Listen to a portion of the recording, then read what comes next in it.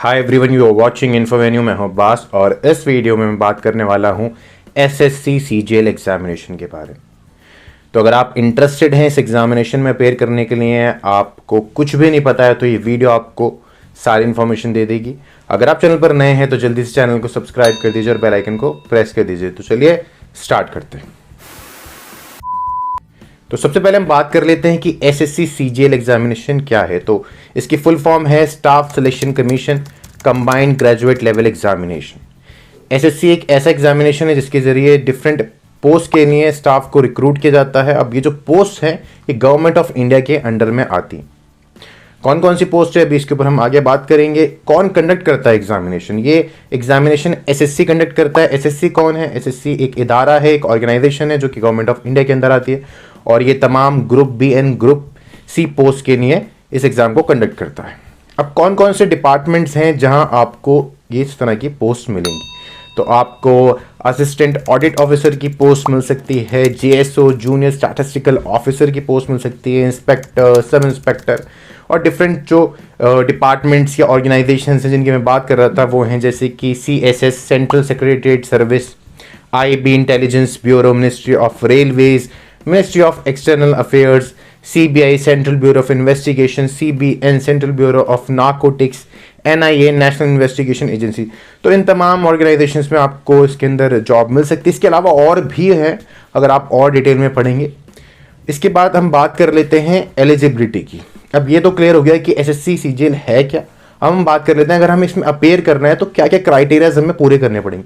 सबसे important criteria है graduation. आपकी ग्रेजुएशन कंप्लीट होनी चाहिए, ठीक है, किसी भी रिकॉग्नाइज यूनिवर्सिटी से। अब आपके एक जहन में क्वेश्चन आ सकता है कि ग्रेजुएशन तो कंप्लीट है, परसेंटेज का कुछ है क्या? तो परसेंटेज का ऐसा कुछ रिक्वायरमेंट नहीं है कि आपको पर्टिकुलर इतनी ही परसेंटेज लेके आनी है, लेकिन आप अपने से कोशिश कीजिए कि ज़्यादा से ज़्यादा आप जितना अच्छा परसेंटेज लाएं वो आपके लिए ही बेहतर है, जिससे कि ऑप्शंस खुले रहते हैं।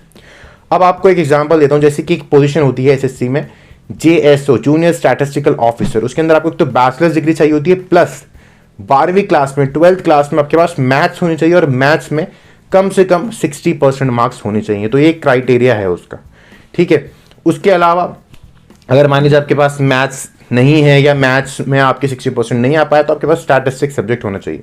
तो उस दूसरे क्राइटेरिया के जरिए आप जेएसओ के लिए अप्लाई कर सकते हैं, एसएससी को आगे क्लियर कर सकते हैं। तो ये बात हो गई हमारा पहला कि क्या क्राइटेरिया होता है एलिजिबिलिटी का। बात कर लेते हैं एज लिमिट। तो कोई से भी आप एग्जामिनेशन देते हैं यूपीएससी या और भी कोई, तो एक पर्टिकुलर एज लिमिट सेट होती है। उसी तरह इसके अंदर भी है। इसके अंदर कितनी है? 18 से 32 साल। लेकिन ये कोई जनरल रूल नहीं है, पोस्ट टू पोस्ट जो एज क्राइटेरिया बदल सकता है। तो किसी किसी पोस्ट के लिए 20 से 27 साल है, किसी के लिए मैक्सिमम 30 साल तक है और 20 से स्टार्ट हो रहा है, कहीं कहीं 18 से स्टार्ट हो रहा है। तो एक ये जनरल है कि 18 से लेके 32। लेकिन आप जिस भी पोस्ट में इंटरेस्टेड है उसके लिए एक बार आप एसएससी की वेबसाइट से पढ़ लें कि इस पर्टिकुलर पोस्ट के लिए भाई इतनी जो है रिक्वायरमेंट, जैसे कि असिस्टेंट ऑडिट ऑफिसर हो गया, उसकी मैक्सिमम जो है वो 30 साल है। तो इस तरह से आप इजीली देख सकते हैं वेबसाइट के ऊपर जाके। अब हम बात कर लेते हैं रिलैक्सेशन की। तो डिफरेंट जो रिजर्व कैटेगरीज हैं उन्हें रिलैक्सेशन भी मिल रहा है। अब जैसे कि एससी एसटी, इन्हें कितना इसके अंदर रिलैक्सेशन मिल रहा है? इन्हें मिल रहा है 5 साल का रिलैक्सेशन। उसके अलावा ओबीसी है, ओबीसी को 3 साल का रिलैक्सेशन मिल रहा है। मान लीजिए कि अगर आप 30 साल तक अप्लाई कर सकते हैं तो एससी एसटी जो भी कैटेगरी में आते हैं वो कर सकते हैं 35 साल तक, ठीक है। इसी तरह ओबीसी जो है वो 33 साल तक कर सकते हैं। सिर्फ एग्जांपल के तौर पे मैं आपको बता रहा हूं। और पीडब्ल्यूडी मतलब कि पर्सन्स विद डिसेबिलिटी, उन्हें 10 से 15 साल का रिलैक्सेशन मिल जाएगा। तो ये बात हो गई हमारी एलिजिबिलिटी की। तो चलिए अब हम बात कर लेते हैं मेन जो कि है एसएससी सीजीएल एग्जाम पैटर्न। अब आप एसएससी सीजीएल की जानकारी आपको मिल गई। अब एग्जाम कैसा आता है, क्या आता है उसके अंदर, ये भी बहुत इंपॉर्टेंट है ना। तो सबसे पहले आपको जान लेना चाहिए कि जो एसएससी का एग्जामिनेशन है वो एसएससी ने 4 स्टेजेस में बांट रखा है। मतलब कि 4 स्टेजेस, जिन्हें ये टीयर्स बोलते हैं कि tier 1, tier 2, tier 3 and tier 4।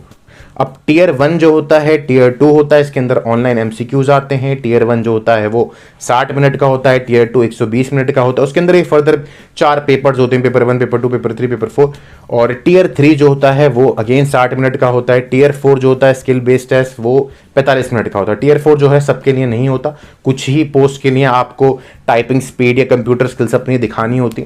तो चलिए और थोड़ी डिटेल में बात कर लेते हैं। जैसे कि मैंने आपको बताया था कि टीयर 1 एंड टीयर 2 में ऑनलाइन एमसीक्यूज आते हैं। तो टीयर 1 जो होता है आपका, उसके अंदर आपको 100 क्वेश्चंस आते हैं, 200 मार्क्स के होते हैं। और डिफरेंट सेक्शंस जो होते हैं इसके अंदर क्वांटिटेटिव एप्टीट्यूड से क्वेश्चंस आते हैं, जनरल इंटेलिजेंस एंड रीजनिंग से आते हैं, उसके अलावा इंग्लिश लैंग्वेज एंड कॉम्प्रिहेंशन से क्वेश्चंस आते हैं इसके अंदर, और जनरल अवेयरनेस से। सबके 25-25 क्वेश्चंस होते हैं, टोटल 200 मार्क्स के हो जाते हैं।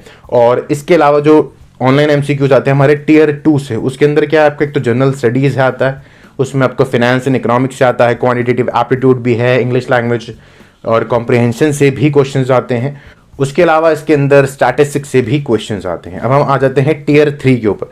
टियर 3 में क्या होता है, ये पेपर और पेन मोड में होता है, मतलब कि सब्जेक्टिव होता है। जिस तरह की टियर 1 एंड टियर 2 ये कंप्यूटर बेस्ड थे, ये जो है आपको लिख के करना पड़ेगा। इसमें अंदर क्या लिखना होगा, इसके अंदर आपको एसेज आर्टिकल्स वगैरह लिखने होते हैं, तो ये आपको वहीं सेंटर जो भी मिलेगा उस पर जाके आपको देना पड़ेगा सब्जेक्टिव। उसके बाद मैं बात कर रहा था टियर 4 की, जैसे कि मैंने पहले भी बताया था कि ये जो है मैंडेटरी नहीं होता, मतलब कि कुछ पोस्ट के लिए मैंडेटरी होता है जहां आपकी टाइपिंग स्पीड की ज़रूरत होती है और कंप्यूटर स्पीड की ज़रूरत होती है। तो ये तमाम जो है 4 टियर्स हैं, 4 स्टेजेस हैं। अब हर पोजीशन के लिए आपको नहीं देने पड़ेंगे चारों। इसके बाद हम बात कर लेते हैं एप्लीकेशन फ़ी की। तो देखिए एप्लीकेशन फ़ीस इसकी बहुत ही मतलब नॉमिनल है, 100 रुपये होती है, सिर्फ 100 रुपीज़। और अगर आप वुमेन हैं या आप ST क्राइटेरिया से हैं या आप PWD के अंदर में आते हैं तो आपको ये 100 रुपये देने की भी ज़रूरत नहीं है, आपको एग्जेम्पशन मिल जाएगा। तो यही तमाम इन्फॉर्मेशन थी SSC CGL एग्ज़ाम से रिलेटेड। मैंने अपनी तरफ से पूरी कोशिश की आपको इन्फॉर्मेशन एक आसान तरीके से समझाने की। उम्मीद है आपको वीडियो पसंद आई हो। अगर आपको वीडियो पसंद आई है तो ज़रूर मेरे चैनल को सब्सक्राइब करें, बेल आइकन को प्रेस करें। इन्फॉर्मेशन को आप डिफरेंट सोशल मीडिया हैंडल्स पर भी फॉलो कर सकते हैं। अगर आपको कोई और डाउट है या मैंने कुछ इन्फॉर्मेशन मिस कर दी है तो आप नीचे कमेंट में वो पूछ सकते हैं। और अगर कुछ ज़्यादा और इसके ऊपर इन्फॉर्मेशन देनी होगी तो मैं एक और वीडियो बना दूंगा इसके अंदर, तो आप मुझे ज़रूर कमेंट में बताएं।